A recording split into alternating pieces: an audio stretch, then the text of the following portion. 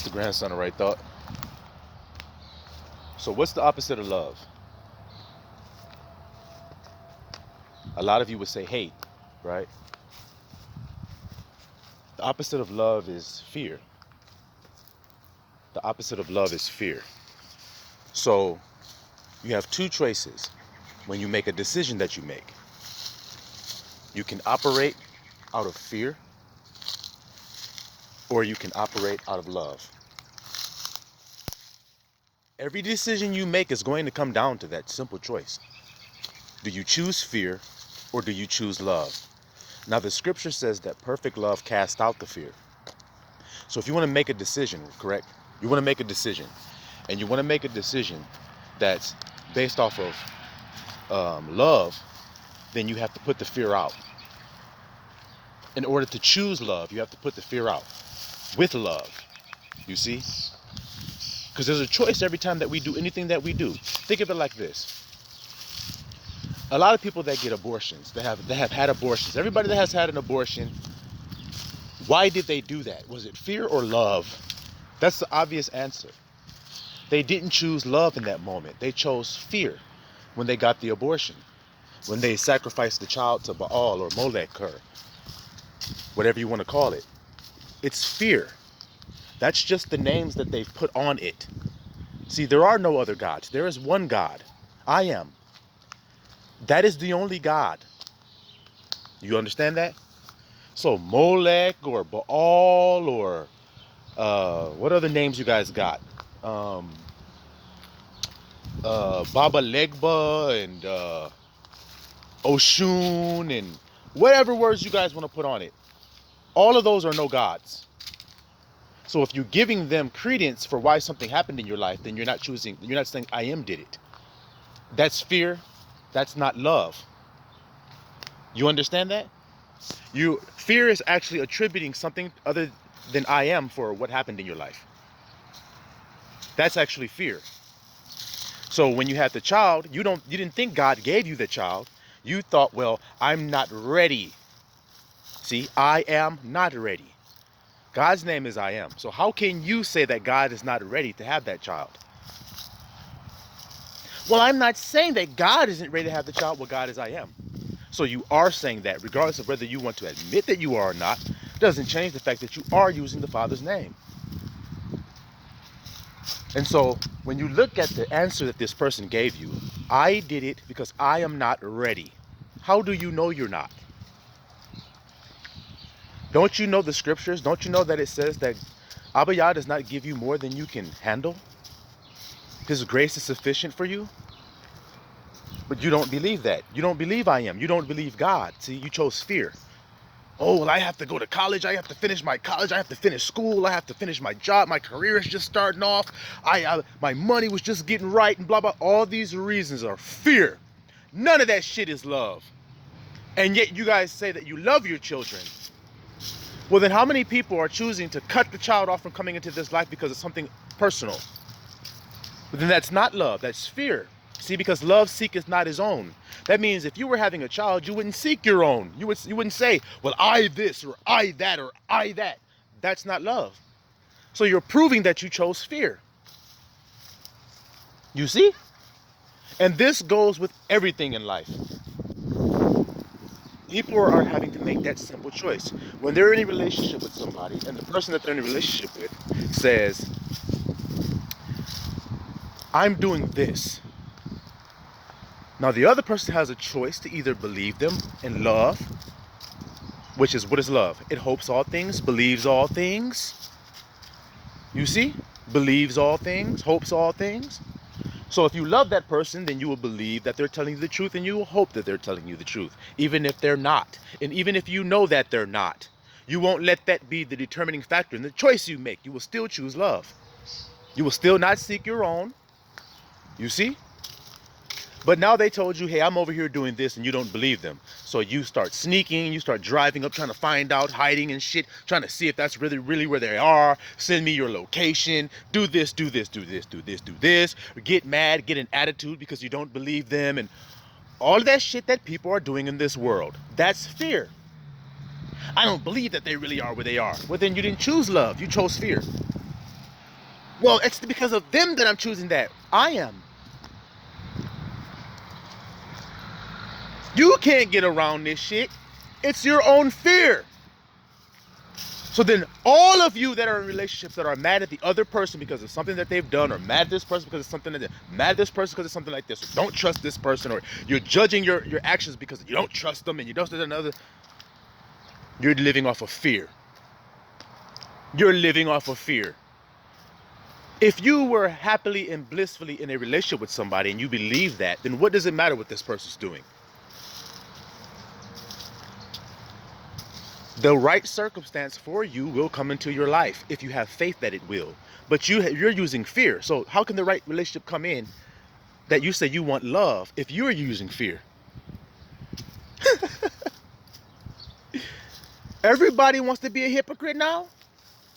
The world is full of hypocrites. Isn't that what Yahushua called them? Ye hypocrites? That's right. Because everybody's living a fake-ass life full of fear while trying to give you the illusion that they're not afraid. Tell somebody that they did something out of fear and watch how they respond to you. They'll probably get angry. When I was working in the world back in 2012 or something like that, I knew this guy. He worked with me and he was talking about getting married and this blah, blah, blah. And at the time I had been married for about 2 years. And none of the guys in my team at my job were married. They're all young guys. I was the only one. So he used to talk shit about me at work about, man, you're too young and you all locked down and can't go out and can't hang out. They leave work and go to the strip club or go to the bar, and I couldn't go with them. I had to go home, right? So he would make fun of me and talk all this shit. Well, he met a girl one day that he decided maybe he wanted to get married to. But he went through all of these hoops as to why he couldn't marry her and why he wasn't ready and why this and why this and why this and why this and why this and why this. And of course she wanted to be married and shit like that, but he kept putting it off and making excuses. So I told him one day at work, I said, the only reason you're doing that is because of fear. And this nigga got mad as hell. Hey man, I ain't scared of nothing, nigga.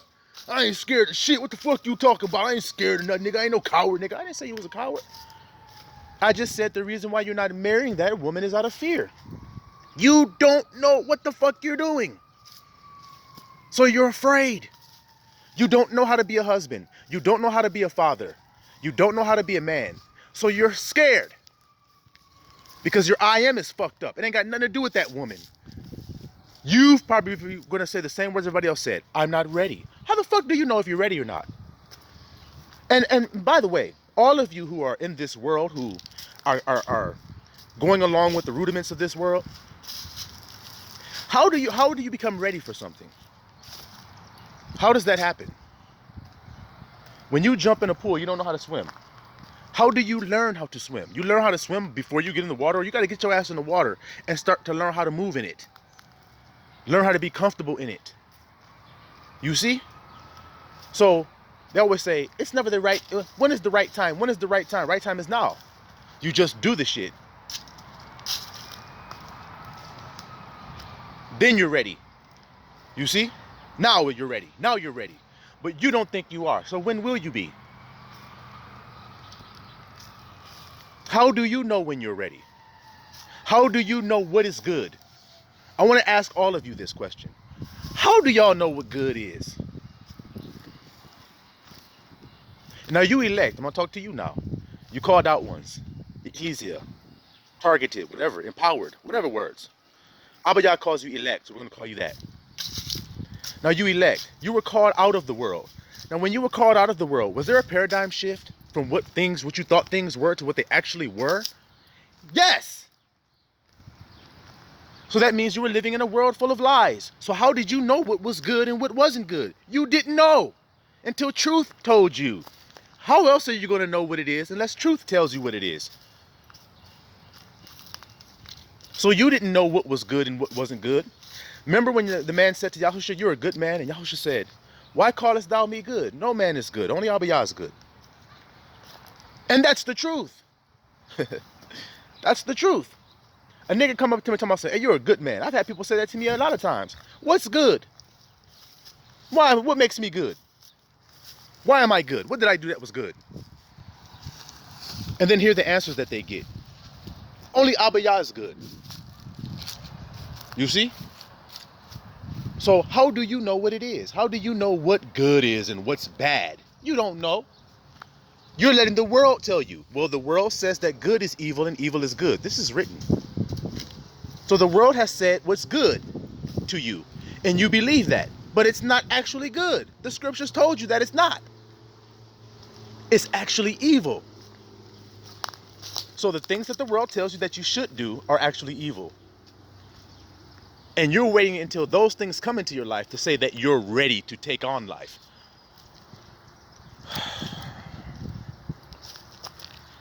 All full of fear. All of you are full of fear that's in the world. Because you believe that everything is more powerful than I am. You believe that everything in your life has more power over your life than I am. And you don't even know you're doing it. That's the thing about it. You do it in ignorance. Remember, he said, forgive them for they know not what they do. You don't know you're doing it. You actually think you're doing it the right way. Well, it's irresponsible for me to have a kid before I'm ready to have one, so I'll abort the child. Until I'm ready, then I'll have the child.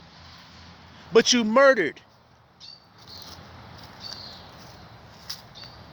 And you said, when you're ready to have a child, then you will. No, actually is when you're ready to have the sex, then you should. Not when you're ready to have a child, then I'll have sex. Nope, you have to be ready to have sex. You see that? Before you have the child. Not the other way around. And so, when you say, well, I'm ready to have sex, how do you know when you're ready? Or anything that you do, how do you know when you're ready? When there's no fear in it. It's so simple, guys. When you can do it without fear, that's when you're ready. You see? So then if you don't want to have a child that you have to abort, then don't have the sex that produces the child that you have to abort. Don't say you're not ready to have a child and have sex, you fucking hypocrites. You see how it goes? And this is the way it's going to go for the whole wide world as far as judgment is concerned. You can't hide from the fact that you're living in fear or love. You can't hide it, no matter what you sugarcoat it with, no matter what you paint on top of it, no matter what you put on it, no matter how you try to dress it up and try to make it look like something. It doesn't matter what you do. Don't you see that? You can't hide from the facts. Now, I was watching a video this morning. I woke up, I clicked on my phone, and one of my brothers, man, who I love dearly, Barry Russell, he said, and you know when people come in the room and they got that bad energy on them, and they say, you ask them, hey, what's going on? You know, I can feel the energy. As empaths, that's what we are.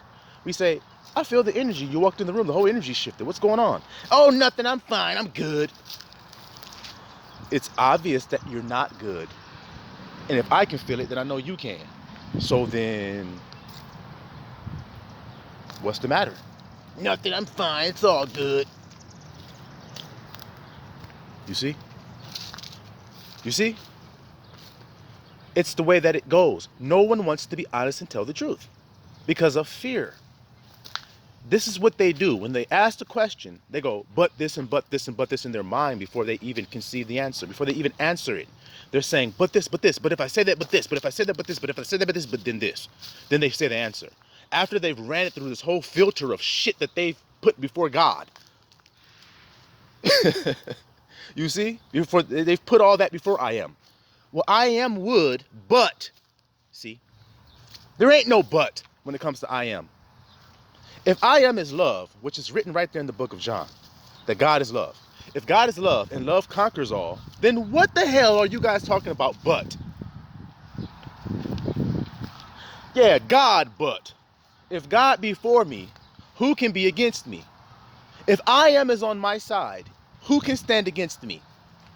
Because if I am, then how are you?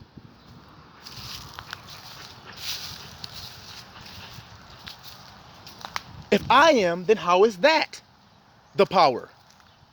If I am the power, then how is this tree the power? If I'm the power, how is this grass the power? If I'm the power, how is my enemy the power? If I'm the power, how is money the power? If I'm the power, how is status the power? Y'all don't understand that. When look at what Barry said.